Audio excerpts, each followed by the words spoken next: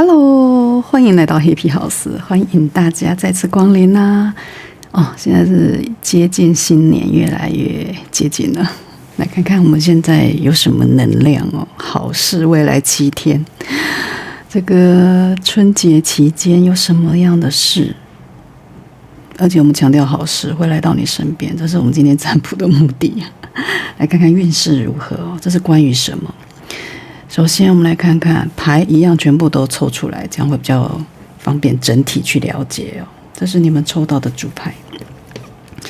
白鸽啊，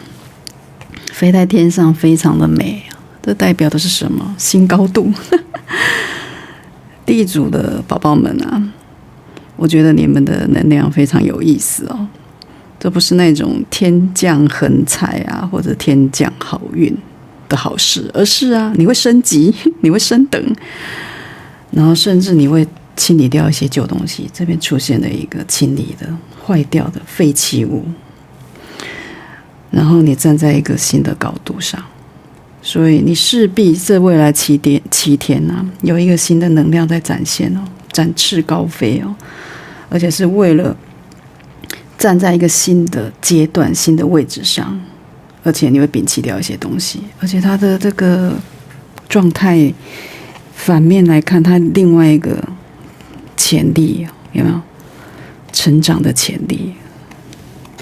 这在说明了我们第一组你们现在未来7天的能量，你会因为这个转型，因为这样子的升等，因为这样子的重新站在一个高度上，你们获得一个新的发展的潜能，这个潜力无限哦。而关于什么，来细部了解一下。3张放在一起来看看这3张主能量哦，新的高度，然后废弃物清理掉一些东西，就像这个键盘坏了，没有用了，那还要不要继续留着？这个新高度是关于这个，这可以是你一个新的关系，或者是说一个对工作新的想法，或者是说你现在的状态，你希望跳脱出来。过去应该有一些隐藏的，或者是说就像这样子比较萎靡的、毁坏的，甚至已经是损坏的，让你不舒服的东西，是不是还要放在那里碍眼？离开。而这样子的离开，这样子的飞向新高度，是来自一个比较，这是我们黑皮 House 的神谕卡来了一个关键字：比较。小朋友在买气球，这2个摊贩卖的东西似乎很像哦，很类似，你在做比较，跟这样子的一个所谓的需要遗弃的毁坏的东西是不是很类似？而且我认为这个键盘这个琴键，你看它虽然有2个凹陷，那其他其实是好的。我觉得你们的毁坏不是全面性的，而是某些藏污纳垢或有些比较不足的需要修改修正的东西，这可以是关系或事件，它不是全面的败坏，而是某一种东西你剔除掉之后，你修正好之后，你良好的去给它维护之后，好好的比较嘛，好好的去认真的。你看，而且这边有一个宝剑的国王，宝剑国王也代表思虑非常的清楚，非常的明白自己的方向跟目标，有一个控制力在这里。你有控制权去选择你要在哪个摊贩买你喜欢的东西。或许他们2个很相似，但是一定有不同的地方。过去跟现在有些东西是可以改变的，你们现在也是在比较，所以这个比较是非常有意义的。但是为了让你站在一个新的高度、新的局面，甚至新的格局，去看看你现在的关系跟你现在的事件。所以未来7天似乎有一个很大的能量在你的内心，你的小宇宙正在慢慢的散发出来。而这样的情绪并不是放下，而是理性的决定。刚才说的宝剑国王在这边，它是一个判断，是一个冷静的切割，甚至是切割。所以你未来的7天好事就像刚才说的，不是要得到什么，而是你最终会看清楚什么东西不值得，什么东西坏了，什么东西有问题。而这个丢弃不是失去，是断舍离，是必须改造，一个改造的过程。这是现在看到的一个总能量非常好。这个白鸽后面的这张牌一直有一个双面意义，就是说一旦你做的这个，你后续可能会有这个，所以它并不是逆位的意思。这个牌更多是说，一旦你看到了新高度，你站上了一个新的舞台或新的一个格局之后，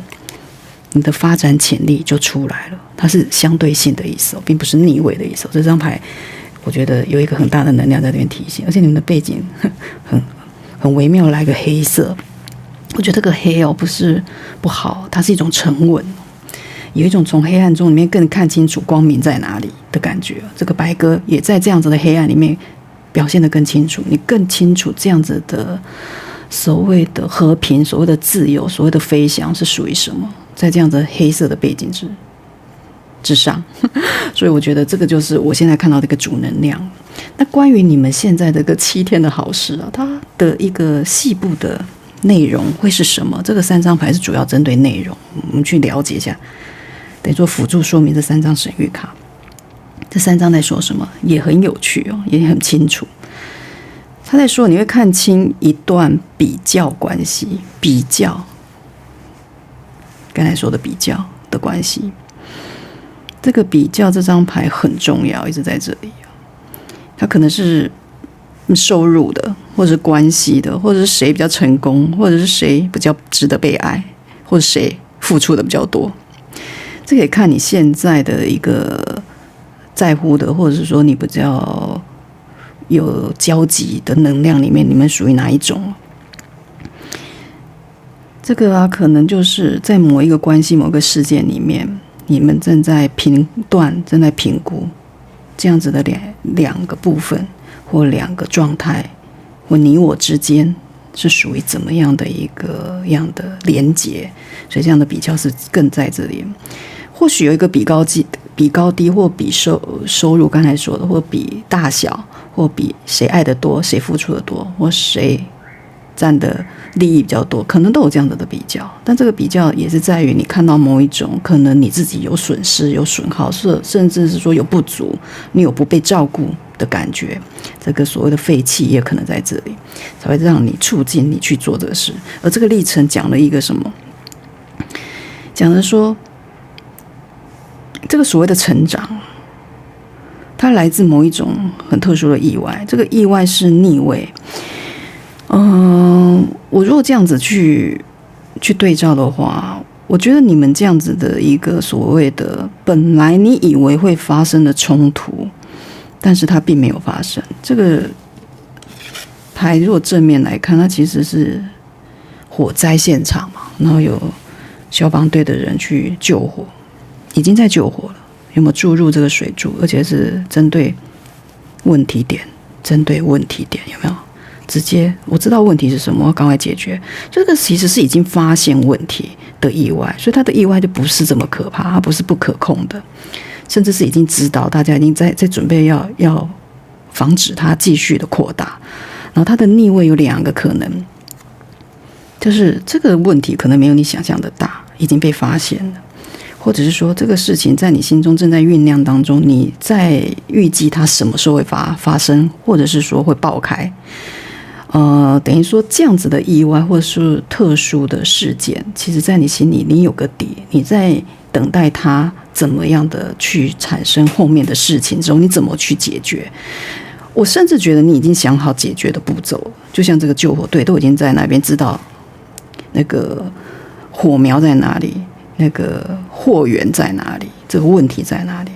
这个解救的方式甚至知道。所以这逆位更多的是说你已经明白，甚至已经去意识到这个问题。这跟这个所谓的废弃知道这个键盘某个地方是坏掉，是有点像的。所以我才说这个所谓的提高这样的高度，是在于你真的看到这个问题点，你想要去细部的了解，细部的去检查，甚至去修正、去改正、去剔除。所以这可能也不会发生，因为逆位了，可能你已经意识到，你事先做预防，所以它并不会发生。这是一个很棒的感觉。或者是你以为会吵架的，结果没有；你以为会发生状况的，结果没有。这个事情就会突然往好的方向去发展，不是因为它突然变好，而是其实你在某个阶段性之前，这个发展到现在的阶段性之前，你其实做了某些预防，而那些起了些作用。所以啊，这个可能是说事情没有你想到这么糟的一段的那一步哦，或者是对方可能退了一步，所以这个逆位的意思哦，甚至是避免的灾难，是一个隐形的好运哦。所以未来7日会发生这样子的一个细部来，这个中间来了一个，这个是恋人、情人的意思。这个男人呢，演奏的乐器可能要示爱啊，要示好。我觉得跟这样的一个所谓的灾难的预防有点很大，不是有点，是很大的关系。所以，如果我们的宝宝们，你们是在某些情绪上是跟某些人的感情关系的话，浪漫关系，你们之间可能有一些紧张的时刻，或者过去有一些冲突，有一些误会，而这样子的一个情人，这个阳性，尤其是阳性能量这边，它会表现出善意，也就是这个救火队，就让这个情况那个状态没这么糟。也是这个键盘已经被看到，理性的比较判断，也是有可能在你在抒发你的情绪之后，对方知道，就像我刚才说，你已经事先预防了这样子的灾害发生，是因为你先提出你的想法，提出你的观点，然后让别人有时间去理解你，然后甚至去了解为什么事情会变这样，然后甚至去比较。去分析、去了解这样子的事态，他自己到底哪里做不对。所以之前的一个冲突，像这种意外冲突、伤害的话，有可能你们的相关人、浪漫对象的话，他可能会提出善意，有没有开始演奏示好？那这也可以是合伙人、关系人，你比较重要的人。对你产生比较有情绪的连接，而不是只是发脾气，只是冲突，只是对立，不会有这样的状态。这个恋人在这边，情人在这边，是很棒的一个牌，在这2张牌中间，因为他隔壁来了一个敌人，这很特别的。这本来敌人正面来看，藏在树后面，不知道对什么人做什么坏事啊，什么诡计，有些不确定的东西要藏在背后，隐藏的。隐性的，所以才是敌人嘛，而且是看不见的，是耍小手段。而这个人是逆位，就表示这个事情也会被处理掉，或许就不会发生。本来应该要产生的伤害没有产生，这也在于我觉得中间的这个情人很重要，这个情绪的饱满度，他想要去解决问题，想要去圆满大家彼此的状态啊。他想要去 handle， 有没有？这边有一个宝剑国王也在这里啊，他有一个控制权在他身上。我觉得这个阳性能量有这样的能力，所以你们之间的关系会好转，就不会有敌对的关系，不是敌人的关系。所以这个7天内啊，这边可能会出现一次很真诚的对话，不管是浪漫关系还是你的重要关系人，什么事件的关系人都可以，工作上的伙伴也可以，有一个真诚的，有没有？弹奏乐器，表达好意，释出善意的意思哦，去解决这2张有没有本来要的意外跟敌对的关系。所以这个东西是有这个人哦，这个是一个人物牌哦，所以这个人，而且这边有一个国王牌也是人物牌的话，我觉得他是很理性的在做这样子的事情的控管，所以这个关系会重新的被整理哦。然后大家会达到某一种共识，所以这个情人在这边不一定是桃花的意思啊，也可以是合作伙伴，我们可以广义的去形容。当然，如果你真的是情感对象，那我们不排除之前的某些冲突、某些矛盾会获得解决哦，站在新高度上，对不对？就是这样子的，所以终于会达到一个协议，而且是理性的对话。理性的沟通，来自不是敌对的，而是想要去促进好的关系的，不然怎么会站上新的高度，对不对？而且后面还说有成长的潜力，所以你们之间的关系，如果之前有一些停滞，有一些没有进步的部分，或者说重要的联盟啊、合约啊、合伙人啊，并没有非常合拍的在一个共识上的话，也慢慢会重新的整理，把自己或者对方彼此不舒服的、介意的，或者说不喜欢的，对这个部分去做一个讨论，理性的讨论，然后认真去比较、去评比，然后大家得到彼此都应该说舒服、更舒服的那个状态，我觉得这才是更好的。所以这个白鸽在这里果然显示了这个东西的好转。那这个敌人也有可能是某个小人啊，小人的退散啊，或者是误会的解除啊，或者说你发现其实啊，那些人啊，没有真正的针对你，并不是真的针对你，你本来以为的灾难是某些敌人或某些可能会跟你产生竞争的人，对，例如这样会对你有害的人，但其实没有，他们并不是这样。可能是你脑中某些你把它当成假想敌的人，对，你以为有这样的意思这未来7天你会发现啊，其实对方没有这么的可怕，也没有那么的对这个事情产生严重的影响，这也可能是第三方的能量，没有去影响你原来要发展的事情，所以这个敌人在逆位来看都是一个不错的一个能量。再来，我们来看细部的历程细部会怎么样去发展的历程？我们知道的这个是相关什么的事件、什么的好事之后，它怎么会？应该说它会怎么去发展来看看，这来了一个不错的公园公园牌很特别，它的公园后面有我们的宝剑8，就是黑桃就是宝剑系列的8号牌。这跟被比较也是有点互相的解释公园代表的是公共的场合、社交圈或者是群体，所以你可能最近在某个社交圈里面感到会被比较啊，会被评价或被限制，有可能在这样子的一个过去的能量里面。而这个7天之内啊，会产生的是你突然就不会在意了，而这些所谓的你感觉被评论或者被比较，或者是说被讨论的这些东西，其实并不会真正伤害你，因为上面如果我们看这个位置牌来看，它这个所谓的灾难意外并没有发生，突然被抑制下来，这可能是彼此之间因为良好的沟通，这边有一个宝剑的国王在这边的话，有可能是你本来被限制，你本来被影响，或者是情绪被牵制、被干扰的部分，因为某一种刚才说的公开性的谈话，或者是说更理性的彼此的对话，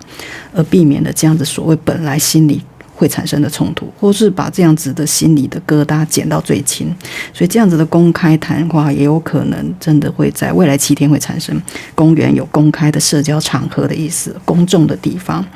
也可以是网络上的连结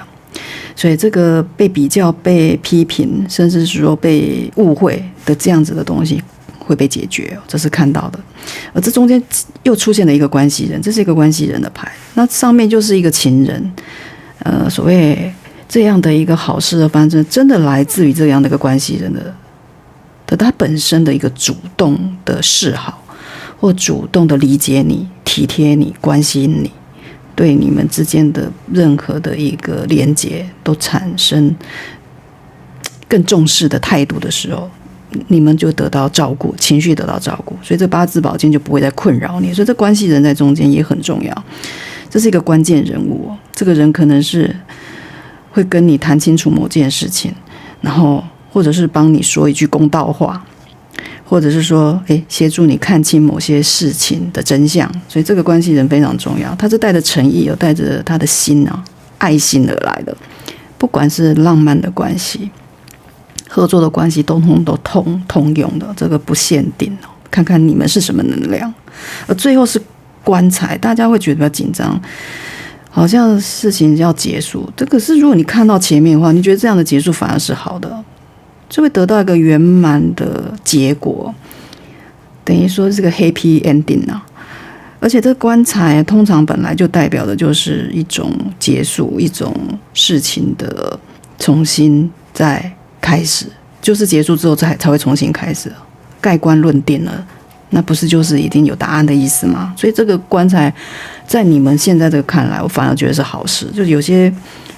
被比较或被批评或被误会，或者是说被干扰的这种情绪，你会被解决，会被照顾到的时候，那这个是事情不就结束了吗？不管是你跟谁之间，或跟什么团体，跟什么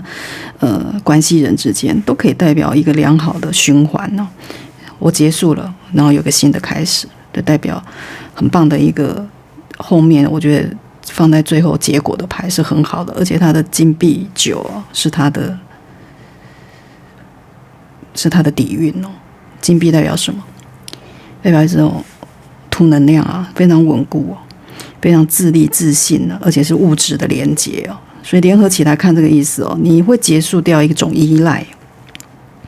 可能是情感的依赖，或者是说金钱的焦虑，或者是对某些人的期待。所以你终于就会发现其实我可以自己过得很好，我不需要再受这些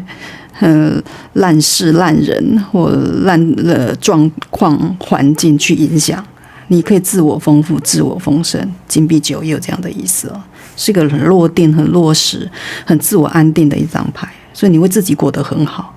才会有一个新高度。这就是我们现在看到的，我们1号宝宝，你现在新高度的能量，果然是潜力无穷啊！重新你收拾好这样的情绪，或把这些东西收拾好，不管你的关系人怎么样去协助你，这事情一定会得到一个圆满的结束。结束之后，自然就是站在一个新的格局上。你就可以飞起来了，和平鸽飞起来了，然后成长的潜力也同时的发挥。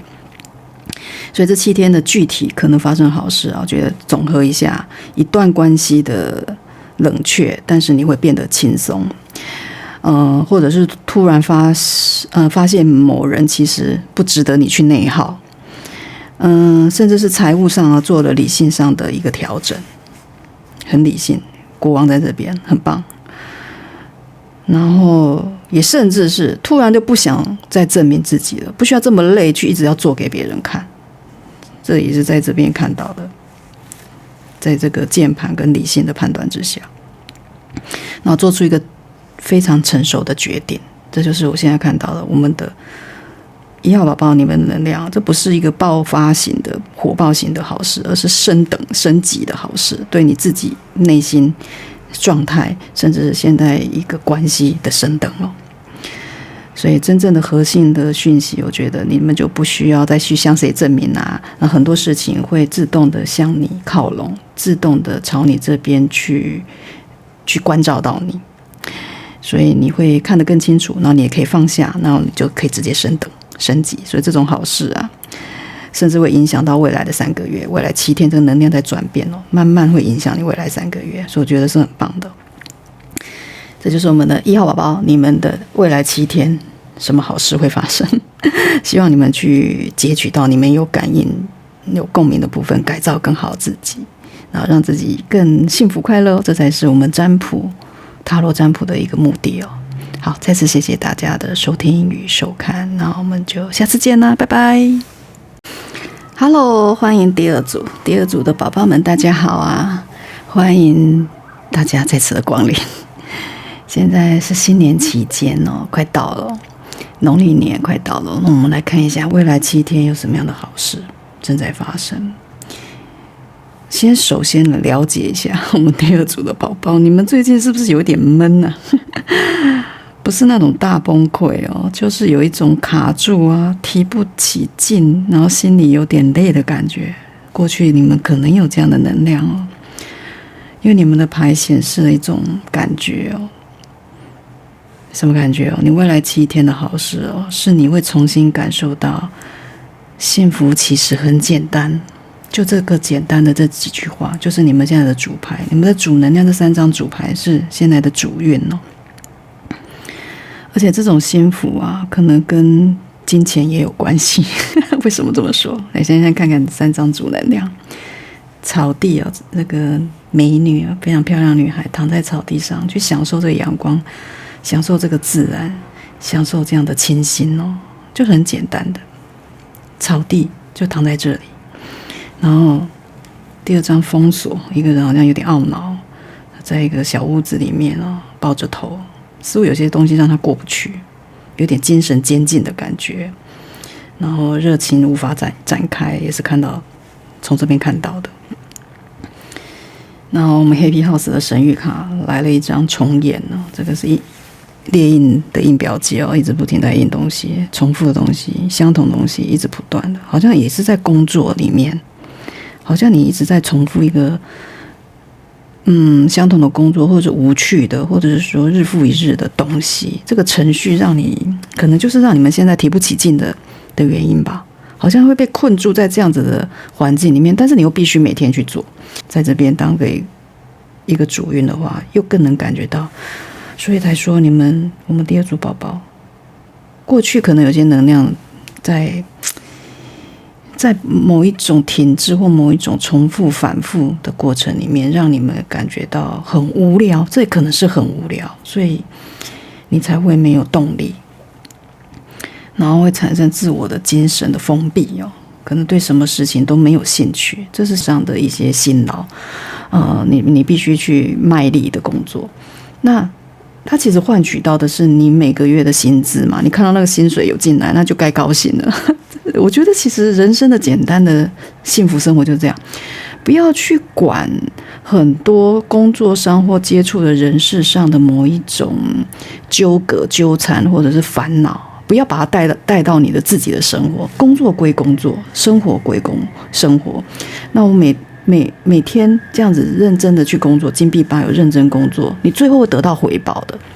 回报什么？就是每个月的薪水啊。你就说可是我想要看到的更多，我希望得到老板的认可，或者是我在这段关系里面，我去一直经营，我希望得到他的回报，得到他的感情的支持。很多时候就是在这样的执念里面，觉得我自己好像没得到，我这样的一直的付出是没有意义的。不要这么想，如果你愿意，你就把它想成那就是你每天的功课就像你存钱一样，那投资一样我就投资，那投资后面会不会翻一倍，或者是说让你的那个投资标的变得很爆冲，然后赚了很多，那东西你就暂时不去想。我投入这个感情，投入这个事情，我也不去想后面会变成怎么样，我只尽我所能的去暂时做我现在可以做到的事情，然后我自己不要去内耗也就够了。为什么要去做这样子的改变？就是要接地气，生活就是这样。虽然讲的有点无奈，但是不是说我们把生活看得说我天天向上，我天天都很愉快，我天天都很正向乐观，我就是代表我生命，我的人，这个整个人就是美好，也不是有时候你就是理解某些生命中的某些缺憾、缺失、缺少，某种不完美，其实就是一种完美。因为没有什么东西是完美的，没有什么东西是不变的，所以我们一旦理解的话，去更顺应的，去顺流的，去接受你生命中给你的任何的挑战，把它想成挑战的话，其实也就是生活。所以这个接地气，我这边更多的是说，去在自己的一个领域，在自己想要做的事情上去生根，然后去找到你自己能够平稳，甚至是说安定的方法的时候，其实就像草地一样它虽然好像很简单，就是一片草，但是当你躺下来的时候，你还是可以感受到那一种实在感，那一种很简单的清新，很简单的幸福。这就是现在这个图片给我的感觉，你们可以找到的，只要你不要去过度的去内耗。而金币8有努力、专注跟重复的意思它也更像是说你一直在做同样的事情，然后却好像期待不同的结果。这可能是工作的模式，或者是说对某个人的期待，或者是说理财的方式。那其实有点累，没错，这是有点累。但是好事要来啦，好事为什么要来？就这7天，你会突然发现幸福不是去突破，就像刚才说的，它是一个松开，是一个松绑。你有一个小小的时刻可能是出去走走，然后去吃点好吃的东西，或收到一个不错的小奖金、小收入，或者是有人对你表现出善意，像这样子的一种生活上的某一种小确幸，你去抓出来，那个瞬间你就会清醒过来，这就是生活的意义，不是去创造更高的、更美好的、更巅峰的，不是时时刻刻都是这样的，这样也很累啊，其实。然后不要去思考过深，这就是我现在看到的，你们的那个主能量是要呈现出来的。然后再来，在这样子的一个7日讯息里面，它到底是一个关于怎么样的一个细部内容？我们来看这个3张牌就是细部的这些事情是关于什么？伤心，第一张就来的伤心。这张牌其实很特别，就是跟刚才的失落、跟遗憾、跟自己的精神的监禁有关哦。这不一定是失恋哦，可能是某一个消息。你看他拿到一个消息，那女人的手上有一封信吧，类似的信，他可能得到某些消息或某些结果成果，让他知道之后，好像有点难过，所以有点遗憾啊。所以可能是觉得努力没有回报，刚才不是说一直重复的努力，觉得好像没有回报，或者是说某个人的态度变冷了，给你一个什么消息让你产生震惊了，都有可能。所以这种认为事情没有好转是在一个坏消息的状态里面，这是现在这个女人的感受，但实际上是这样吗？这个图要说的是她浮在这样子的一个柱子上，然后旁边其实风平浪静，然后旁边还有花耶，它只是有一朵花在旁边，它好像就是这朵花，然后遗落在一旁，跟大家好像格格不入一样，或者是说在幸福之外，这样的幸福、这样的美好、这样的丰盛跟他无关。然后因为这样子的消息或这样子的某一种联系断了，或者是某一种成果不如预期的某个消息不是自己想的，例如这样，然后就完全就低落了。其实是心情产生的低落。那这样的东西会不会就是永久一直就会持续下去？并不是啊。其实风平浪静，甚至他生活的环境还蛮美好的，有花，还有漂亮的柱子，还有很多花草。他甚至他的那个穿着也都是很不错的，不是说那种很匮乏、很贫困的状态。所以这更多的是这个东西只是没有如你所愿，或者是达到你满意的程度，你有点失望，这种伤心更多是这样，跟隔壁这个人是不是有点相似？所以如果你在这样的心态里面，如果你重复喜欢用这样子的低落的情绪一直去演练，去把它变成你的日常的话，这边觉得就是要改的部分。然后这边旅程很特别，代表是移动，这个人骑的小白马还是白色的马，带着他的行李，然后就要走出去了。走去哪里？看看世界，看看新的东西啊！所以我觉得这未来7天，甚至不排除在某一种失望或某种遗憾之后，你们会反转，然后去进入一个新的旅程，甚至真的就是一趟旅行啊！所以7天内你可能会出去走走，然后突然改变生活的节奏，对，这种重新的节奏，不是在这边哀悼、缅怀、伤心，不是啊，开始走出来了。然后或者是在心境上转念啊，这也是可以是一个心情上的一个移动，情绪的改变，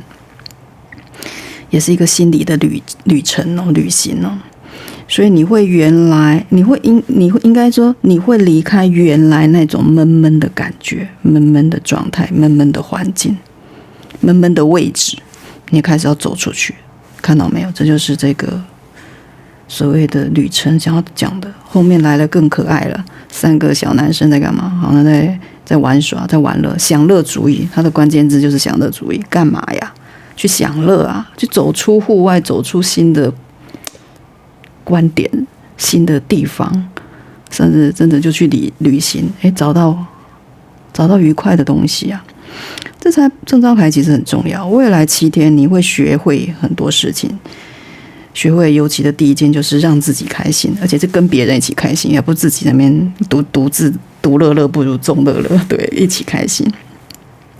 不是等着事情全部解决才开心，而是先让自己舒服一点，然后这是一个正能量的一个转向。朋友出去聊聊天啊，喝喝茶啊，或者真的就来一趟小旅行，跟你的好朋友们，或者说跟你自己兴趣相投的人去共同做什么活动，这都是一个很棒的一个开始啊！我觉得转变，所以最后你会躺在这草地上，这个是能量一开始就说的，你会感受到哇，重新感受到那种简单、那种情绪的平稳。而这样子的一个历程，我来看看后面这3张牌是这会发生怎么样的一个过程它会怎么样的发展？如果你这样子做了之后，很棒啊！来一个这个网路这个好像是蜘蛛在织网，这个网你可以说它是一个危险的讯号，好像也等待被捕捉，好像被成为猎物一样。但是你也可以成为这只蜘蛛啊，去捕获你要的东西，去展开你的网，去网罗，去网集你要的东西，这个资源会被你网住了。而这个背景是宝剑2号牌，这个网络也有一个网络的，例如用线上的一些软体啊做交流，或者是说 email 啊，或者是说社群媒体，例如这样子的，常常在这样子的上面去做沟通，有可能，也有可能就是因为这样子的线上或者是虚拟的这种 app 啊，或者是交友软体什么的，让你产生焦虑，让你产生伤心，因为在这伤心底下，我们看位置来看的话，然后产生的某一种你需要去做决定，因为宝剑2这个黑桃代表宝剑2代表的就是一种决定抉择，这代表的是线上的世界啊，或者是资源啊，或人脉啊，有点虚拟不是完全的实质的接触的，所以这7天内可能会有一个网络的机会，或者是一个刚才说线上的讯息，甚至是一个线上的一个联系，一个合作的邀请，或者是说沟通的开始，这也是可以看到的这个历程一开始。那你可能会去决定，你过去可能在这样子的一个线上或虚拟的东西得到某一种伤害，或得到某一种伤心难过的感觉，但是后来因为你改变了你的思考方向，你不再拘谨你自己，然后你改善了某一种你心理的素质之后，你重新从这样子的一个网络的世界发展出一个新的能量，新的连接，然后你变成这只蜘蛛，而不是这个猎物，你不是网上的东西了，你变成这一只蜘蛛，你是可以布网的人，是可以布局的人。所以这个网络可以2个方向去解释你可以那样，也可以这样，你要成为猎物还是猎人，去网罗你的资讯。而且甚至我看到的是说，如果你过去有在这边跌过跤，或者有不好的感受，在一些虚拟的世界里面，这边看到说你会反转，你会重新拿回你的本位，你的主导权你知道你的立场在这样子的一个环境里面，在一个虚拟的，或者是说一个线上的，或者是国际之间的这种比较不是真实的一个所谓的交流的时候，你该处在怎样的一个身份，你越来越清楚。这个是宝剑2在这边很清楚的2支宝剑，你会知道要怎么选择，要怎么抉择，我要选择怎样的身份，是被捕呢，还是当那个猎人？对，这是我现在看到。因为第2张来了个太阳，太阳就是说光明嘛，灿烂嘛，大家都知道太阳就是这个意思，它代表的是一个新的现实层面的开始。这可能真的也会有一个新的机会来到，这也在一个旅程里面，所以我觉得你会重新看到一个正向的东西，而且来自于本来你跌倒的地方，你会从那个地方爬起来。我甚至看到这样，这边的重演也代表的是，它可能不是换一个跑道，换一个战场，可能在原来的地方里面，你重新找到一个新的身份、新的方式、新的立场。对，所以这个重演可以重演的很漂亮，你懂吗？不是重演原来过去的，只是拿原来过去的失败不好的规则或者是经验，然后重复使用，不是你是改造，所以这个重演就变得有意义了。所以你在原来的轨道，在原来的轨迹上面，在原来的网络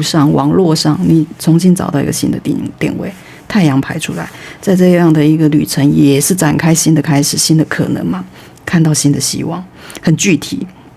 这不是抽象的，它代表的真的是一个新的工作机会、新的客户、新的门户，甚至一个小偏财，有没有网罗到了？所以某一个实质上的资源会到位，你可能就不再焦虑了。你不再焦虑这样子的虚拟或这样子的网络或这样子的没有实质上见面的某一种关系或交流。这可以是贸易，也可以是真的是线上认识的人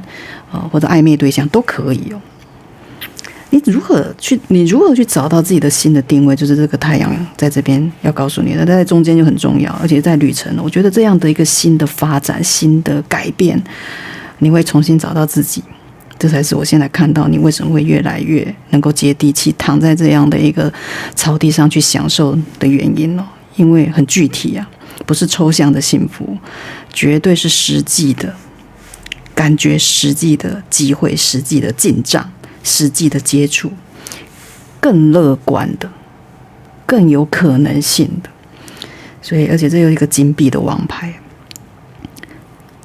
绝对是一个新的资源，甚至新的落点。王牌土的能量，金币是土能量，又是一个新的创造，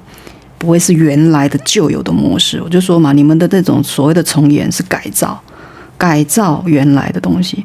反而是那些东西你重演了，你都已经驾轻就熟，你反而很好改造，因为你很了解里面的东西哪里是不好，哪里是需要修正的，因为你已经很熟练，你很了解，不管是什么关系、什么工作技能，还是什么专业的技巧，都有可能你已经知道。我反而改造它很容易。这个太阳的确就出来，给你看到一个新的希望。最后鱼更是棒。这是太棒的一张牌了，而且它的那个花色就是金币国王，最有钱的国王，最实在的国王。所以我才说你们会有金钱入袋，而且在享乐主义底下，当你有没有阳光的去享乐，去充分的表现你更正向，你更有方法，然后你更自己所特别设计出来的一个模式之后，你去练习，然后去纯熟它甚至就是因为这样子的改造，你带来了新的机会、新的落实，金币国王就会被你完全发挥出来。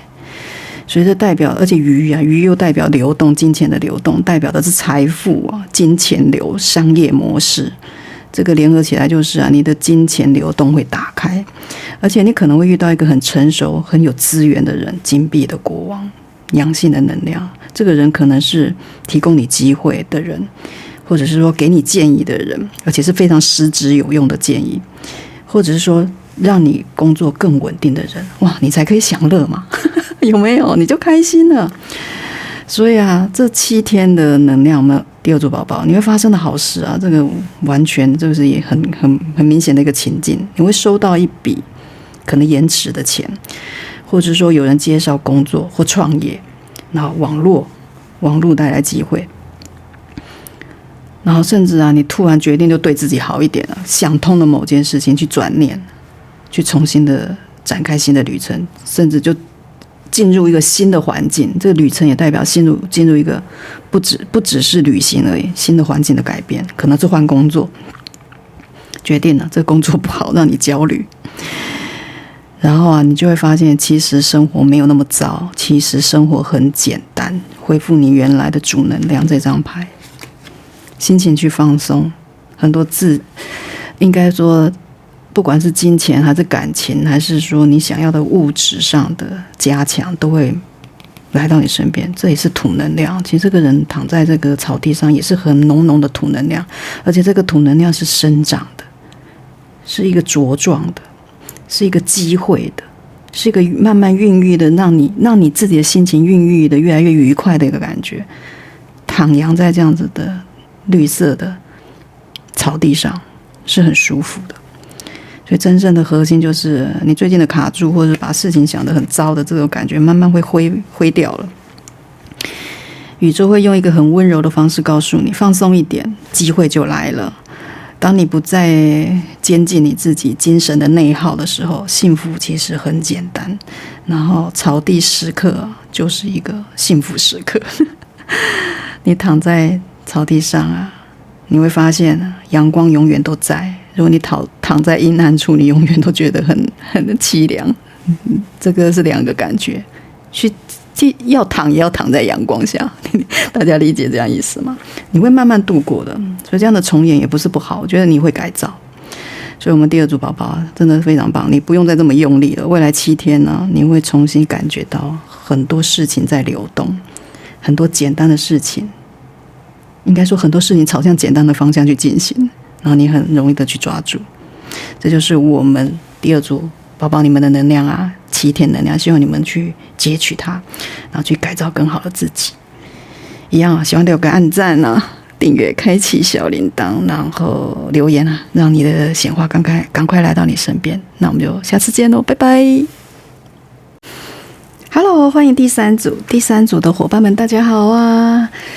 农历新年快到了，这个未来7天，我们就来看看有什么好事会发生，什么样的状态，什么样的历程，让我们来了解一下这样的能量。我们好好的来截取改造自己，就从现在开始。好，来看看我们第三组宝宝，你们选到了这些牌，全部都展开了，说不清楚，因为你们的能量很重。在这边先讲在前面，但是不要担心，它很干净。我们第三组宝宝啊，这个是一个真相揭开，然后你最后解脱的过程。你们的好事啊，不是什么甜蜜的好事，而是结束一个长期的内耗。我觉得这也是好事啊。我们来细部了解一下，我们的牌已经抽出，先看你的主能量，这3张是主能量，你们出来了什么？你们出来的这个牌，我先说一句哦，我觉得你们其实已经知道答案了，只是你一直没有真正的去承认。所以我们第三组的宝宝啊，这个牌面很明显的在说啊，在7天内啊，你会看清一段关系或一个局势或一个事件的真相，而这个真相会让你做出改变。整体能量就来看这3张了，细部来了解为什么这么说。第一个，答案揭晓。这个牌，你们的主牌看到的就是答案揭晓。这个人这样子，整个脑袋，你可以说像一个小宇宙爆开一样，新的东西来到他的认知里面，甚至是一种领悟。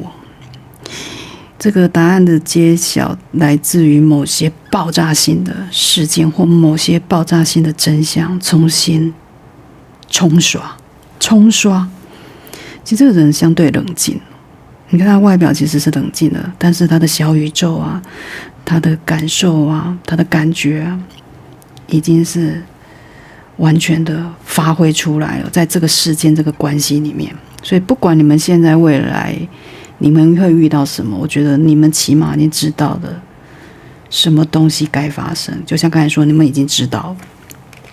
你们的脑袋早就已经完全的分析出来，甚至你的感觉里面你们也感受到了。答案揭晓过来就是领悟，同样的在说明这件事情，这个是一种觉醒啊，一种知道真相的意思哦，就像玻璃杯一样哦，清澈、透明、清晰，什么东西倒入里面，你完全看得一清二楚。所以才说，你们其实非常知道你们现在要面对什么，你也知道答案应该是什么，你隐约已经有底了。我觉得这样子的有底是很好的，清晰度来了。你会看到真相。最后一个纽带，这个是宝剑的时候，我们 Happy House 的神谕卡抽出来的。老奶奶在勾毛线哦，然后这毛线球上面停了一只蝴蝶哦。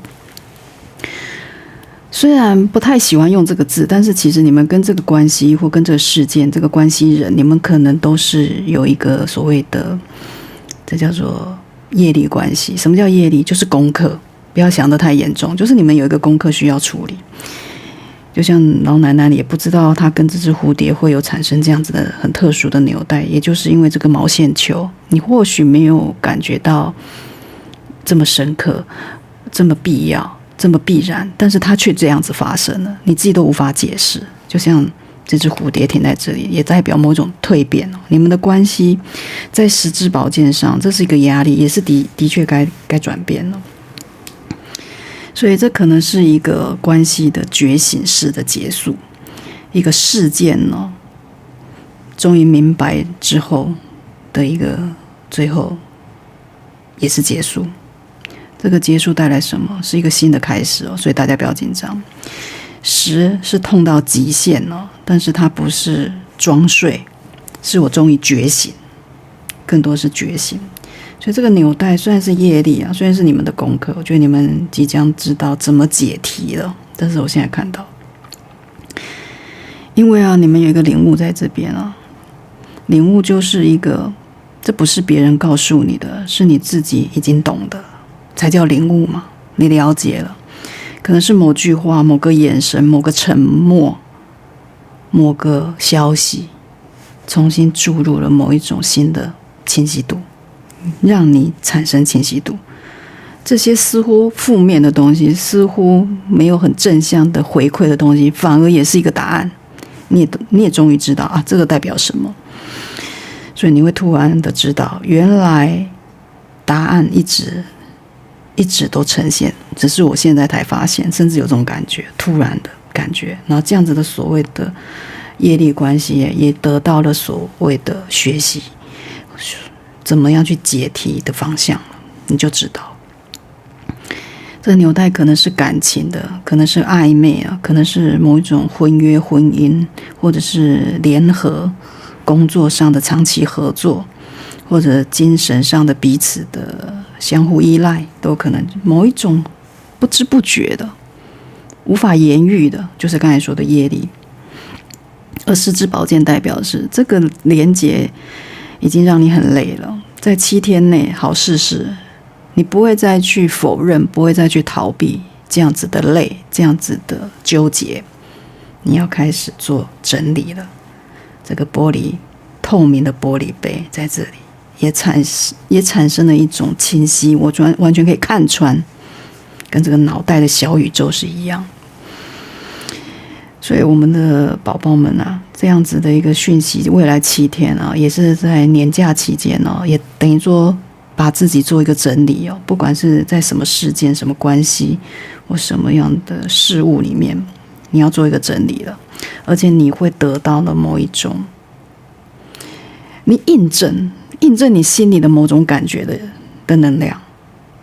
你理解吗？就是那种直觉，你已经知道，其实。好，这7天我觉得就带来的就是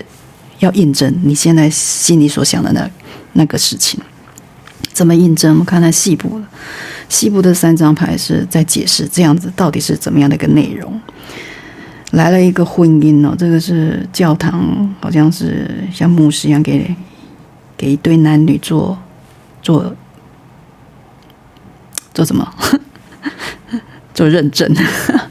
这当然是可以婚约的关系，也可以是联盟联合的关系，这不一定是浪漫的关系，我们可以广义的解释，看看你现在能量属于哪一种。如果你有一个关系人，一个亲密的对象，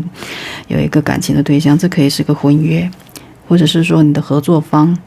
你共同去联合联盟的商业的行为，也可以用这样子的去表达。你们本来有一个这样子的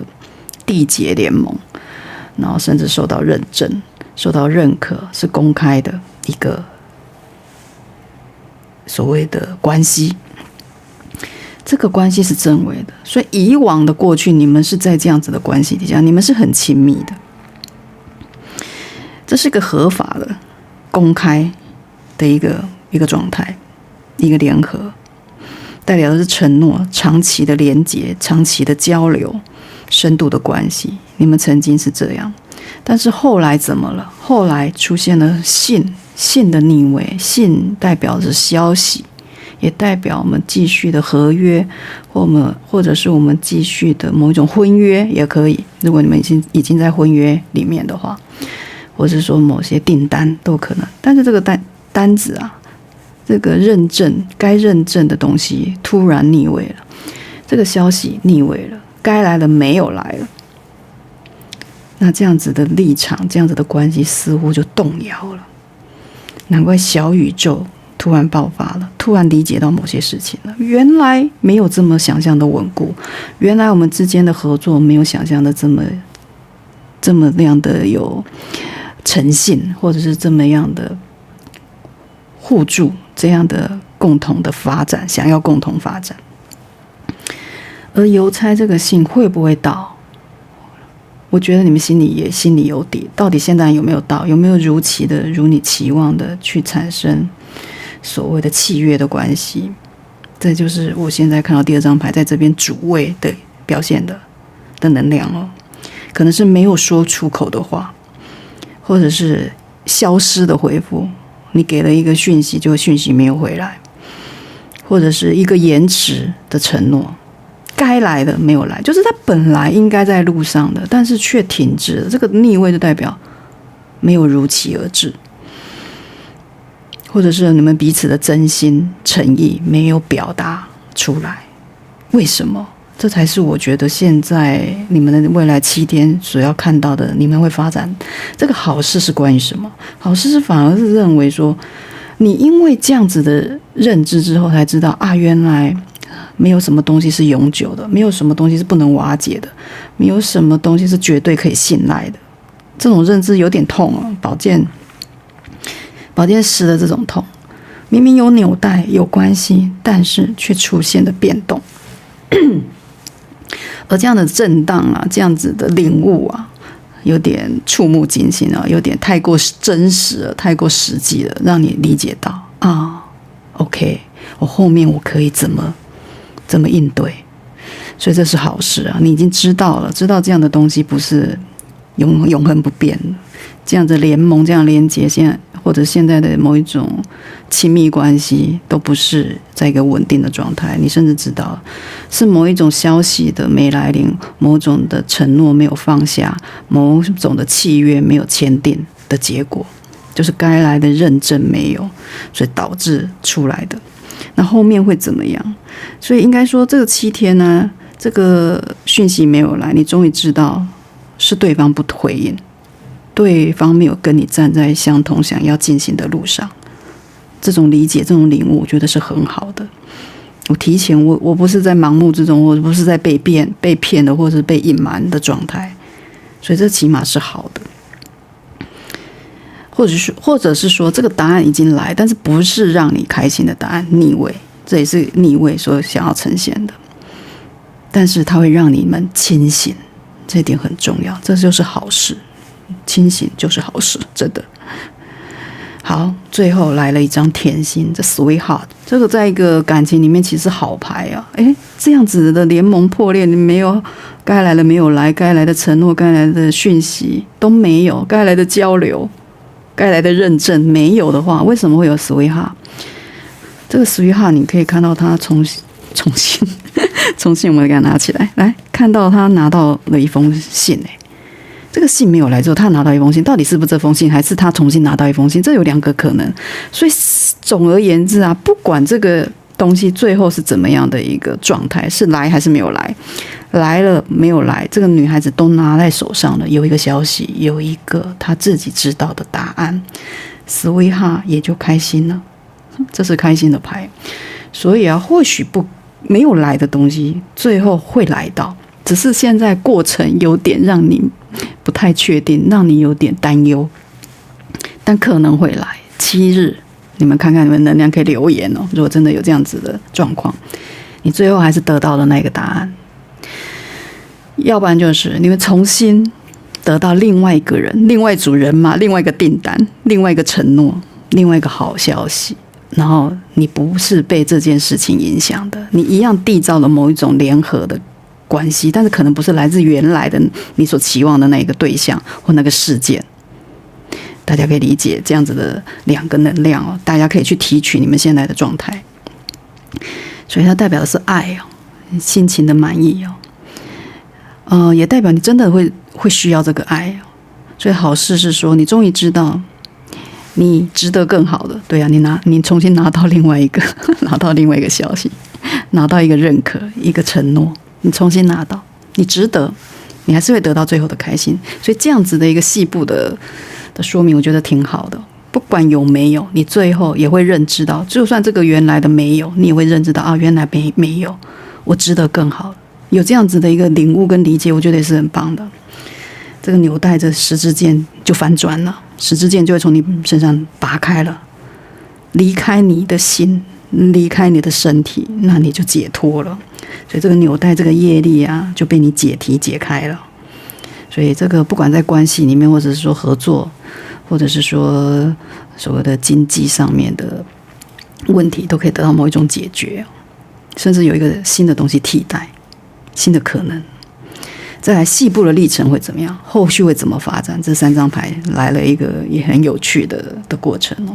这来了一张百合牌，百合其实是一个熟练的牌，代表的是一种冷静、理性，甚至是一个年纪，或者是说时间比较长的一个过程。所以你们的关系很久了，又在这样子联盟婚约底下，表示你们可能交易很久了，公司之间的合作也很久，或者是说彼此之间你们的交流，你们的感情也进行了很久，有这样的感觉哦，很久很久，里面还包含了百合，另外一个就是性的张力，在感情上也代表性张力，你们有很大的性的能量在里面，有这样子的冲动，所以你们的这种联盟一开始也不是在那种平淡的或者是说冷静的状态下去形成，你们其实有热情跟热力的原始哦，百合的能量其实是有的，但是因为在冷静跟成熟的那种底蕴底下，就被包装的比较微妙，没有被散发出来。这也是我这边想要说的这张牌的特殊点哦，所以你们才会有这种所谓的业力哦，你们有这种热情，不管是合作的热情、交流的热情，或者是彼此感情的热情，本来其实是有的，现在或许都还有，但是被某一种理性跟某一种成熟度给刚才说的包装或者压抑住，不是那么的外显，不是那么容易被人家看见。尤其它的花色又是一个宝剑，黑桃是宝剑国王，宝剑国王是非常理智啊，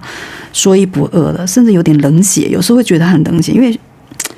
太实事求是了，感觉没有那么感性，没有那么同理，这就是宝剑国王的弊端啊，他的短板啊，又配合的百合的这种成熟跟稳重，又更加的怎么说，更加的土能量，可以这样子去理解哦。这也是代表这个过程里面也会用理智去做决定，而不是用情绪去操作，然后它是一个更冷静的判断。所以我觉得你们这样子的关系后面啊的历程一开始也就会发展出这种所谓的有理说理，有什么说什么，有什么现象我们就讨论什么现象，就是没有太多的感情的成分在里面，但是你们背后其实也有感情的纠葛，这才是你们复杂的地方。但是你们会看清楚我们其实真正要去达成协议 deal， 去共同联盟的东西到底是什么，有一个共识去讲清楚讲明白，这也是很好。不管什么关系什么样的事件或者什么样的一个合作，都可以用这样子去理解。宝剑国王也有一个断然厘清清晰的路线在这里，跟这个玻璃杯是非常像的。这一开始的历程，你们的模式就会这样，它不会是一个情绪化的过程。再来镜子有一个 mirror， 就是我们说的对应对照的感觉哦。这代表的是反射，所以这7天会看到什么？会看到这段关系啊，或这个事件啊，好像在彼此的较劲，彼此的参照，彼此的看下一步，你做什么，我做什么，有点类似的行动，类似的模式，互相牵引的感觉，就像照镜子一样。所以你们有点势均力敌哦，也是在这里看得到的。尤其又有国王在这里哦，又有理性的对抗、理性的判断、逻辑的思考，在这里的时候就有点叠对叠的感觉。而且它的花色也就是宝剑五，宝剑五也真的就是在求胜啊，叠对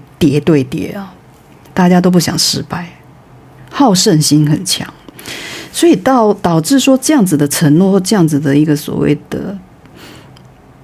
联盟，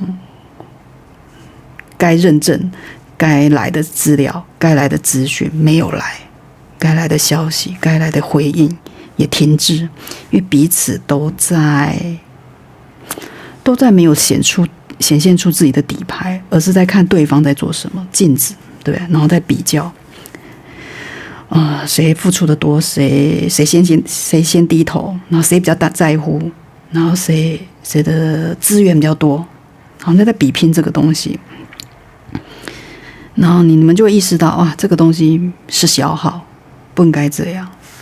这也就是看到这个为什么这个信件，这个所谓的该来的没有来的东西，该来的讯息，该来的交流，该来的一场谈话，一个会议都好啊，该来的会面没有来的原因，彼此都在耍心思哦。这是一个高度的理智线的活动，彼此我刚才说的，你们都太厉害了，所以这样子没有办法达成共识。大家都站在自己的立场上的时候，更容易这样。但是彼此是有热情的，是有能量，是有长远的过去的经验、过去的交流、过去的记忆、过去的情感、过去一起打拼。你们有过去的东西，应该要更正视这个东西。你们是不是什么时候看得到的话，彼此都看得到，你们会更容易打破这样子的一个所谓的对峙的关系。我觉得有点像对峙，或者停滞，故意的停滞。老鼠在那边权杖7，所以未来的7天有很多事情哦，在这个样的一个混沌期并不容易去解决。但是我觉得可以期望的是，你们终于看到彼此有这样子的心意，有这样子的其实隐藏住的热情能量的话，这样子的事情才有机会朝好的发展。因为老鼠在这边代表的就是一种消耗，偷东西，像小老鼠偷吃一点，把东西拿走的能量。它是一个防守，也可以是一个防卫，然后甚至一个消耗。所以在这里，老鼠在这边也是一个提醒。那它的花色又是一个权杖7号，有一种坚持、抗争、夺取的意思，但是也有勇气。如果你把它想成正向的话，它也是一个勇气。我认真的去争取，所以争取什么？争取彼此真正在内心里面的感觉啊 ，sweetheart， 你们真正的舒服点在哪里？你们真正想要的东西是什么？试着让对方知道。这个镜子虽然是参照，也是一种敌对，好像想要知道对方做什么，我们做什么，再看看对方做什么，对方做什么，我们在做什么。这种好像互相的互相观察。互相的在耍心思的这样子的一个过程里面，如果你们可以看到的是我真实的我想要的东西，也去参照，也去让别人参照得到的话，那不是也等于是一个正向的回馈吗？镜子也是看到好的啊，不一定是看到坏的啊。如果你的反应是好的，对方看到了，他会模仿好的啊。所以这个情绪的交流，我觉得后面可能会变成这个小老鼠啊，它不是一个大的伤害，不是大的麻烦，但是就是一个心理作祟哦，一个让人家讨厌的东西。那能如何去排除？我觉得这个sweetheart也是在这边也是提醒，用一颗爱的心啊，用一颗比较理解的心，用一些甚至浪漫的心，先去递出橄榄枝。当这个橄榄枝去映照给对方的时候，对方也就回馈了。那回馈来回馈去，你们就会越来越好。这才是我现在看到这个纽带呀，宝剑10如何反转哦，未来7天如何反转的能量。所以今天不管你们现在遇到是什么关系的问题或事件，僵持不下的问题的话，都可以用这样子的方法去看看是不是可以解决，一定是可以的哦。所以你们就要决定是不是要去主动采取行动，主动递出橄榄枝。当你看清楚这样的联盟似乎有点不稳定的时候，或这样的关系有点需要修正的时候，是不是去做出这样的事情？谁来做？你或者他们，我觉得就是在现在这个信最后能不能成功递出，成功重新达到联合联盟的概念所要表达的。所以这是一个清除你小老鼠这个小麻烦、这个小糟心的事情的时刻。未来7天哦，能不能达成呢？我觉得这会影响你后面3个月的能量哦。所以这7天，我觉得你好好的去品尝宇宙给你的能量，去理解这样子的所谓的十字宝剑该如何反转，如何去拿到你们心情的满意度。这个11号我觉得非常重要，还有你们的这个百合的牌。不要过度的包装，把你们的感性或者是说浪漫的情绪，或者是说热情的情绪，去用理智或者是说成熟稳重去压制住，而没有展现出来。没有展现出来，这个 mirror 就在这边只会看到一种安静不动，安静不动，然后继续安静不动。你们要这样子 mirror 下去吗？不要嘛。我们希望我们对照映照的是我的好，你看到，然后他就映照你的好。彼此映照的是好对好。我觉得这个小宇宙的爆发，我觉得这个能量就是在说，你的小宇宙是不是可以理解这个事情？那他们的小宇宙是不是也理解了？然后这样子的冲突跟爆发就有它的意义了。去看到问题点去呈现，这才是我现在看到第三组宝宝，你们现在宇宙想要告诉你们的能量，希望对你们有帮助一样截取你有感应有收获的，改造更好的自己，提取它，改造它，这才是塔罗占卜的目的，而不是全盘的接受。很多能量在这里。OK， 再次谢谢大家的收听与收看，一样希望都给我按赞、订阅、开启小铃铛，然后留言，让你想显化的东西赶快来到你身边哦。那我们就下次见喽，拜拜。